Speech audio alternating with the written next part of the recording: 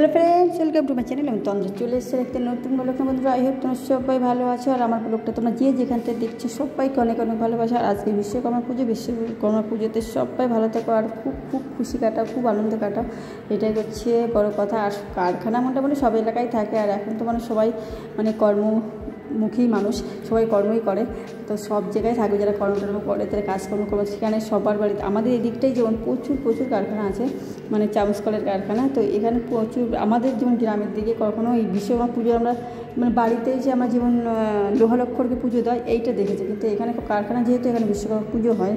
তো আর কী বলো তো, আমাদের এই বনগাঁতে আর কি এখানে আছে গিয়ে মেলা মতনও বসে আর কি।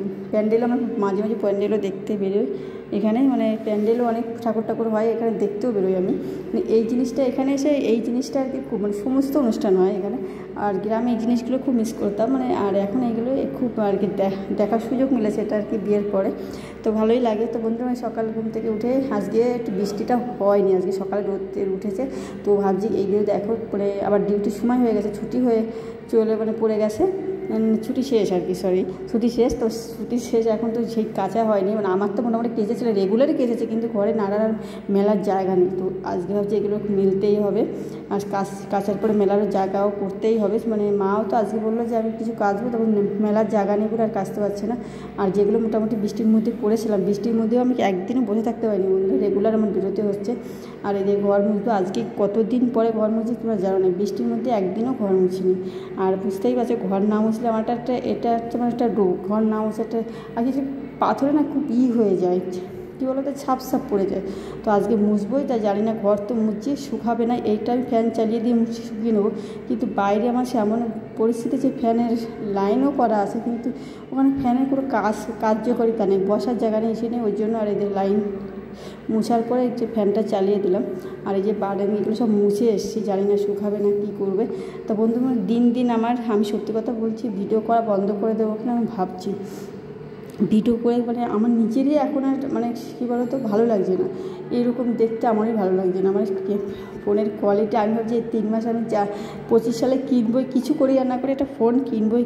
তো ভাবছি ভিডিও করা বন্ধ করে দিই। আমার নিজেরই কালকেই বলছিলাম আপসে না, এটার ফোনের লাইট বাড়ানো ছিল, কিন্তু কী বলো তো বন্ধুরা, এটা হচ্ছে গিয়ে সে ফোনের দিন ওর বয়স হয়ে যাচ্ছে, আর তার জন্য ওর কার্যকারিতা ক্ষমতা কমে যাচ্ছে, আর ওই জন্যই এতটা আর ঘোলা আছে, আর বাইরের লাইটের ব্যবস্থা ওটা খুব একটা তার জন্য এরকম ঘোলা আসছে। আমি এতদিন বুঝতে পারিনি, কালকের থেকে দেখছি একেবারেই খারাপ হয়ে গেছে।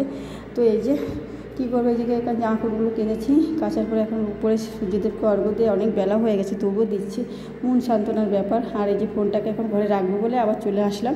এই যে টেলে দিয়ে বাইরের জামা কাপড় সব ঘরে যেগুলো ছিল সব মেলে দিয়েছি, মেলে দেওয়ার পরে এই যে আবার এসে পুজো দিচ্ছি। এখন বন্ধুরা, আজকে আর কী বলতো, বিশ্বকর্মা পুজো হতে অনেক লোহালক্ষ্মর সমস্ত ঘরের জিনিসপত্রগুলো মাজা হয়, কিন্তু আর আমি আজকে মাজা ধোয়া করবো না, এই কারণে যে আমার আবার ঘরে কাজ হচ্ছে, নোংরা হয়ে যাবে।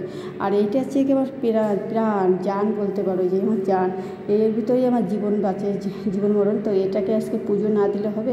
তো এটাকে প্রতি বছরই পুজো দেওয়া হয়। আর এটা কি সত্যি কথা, আমার সব জায়গায় নিয়ে যাওয়া করা সমস্ত কিছু করে, এর ভিতরে এর কিছু ডিস্টার্ব করা যাবে না, ওর জন্য আর কি পুজো দিই প্রতি বছরই।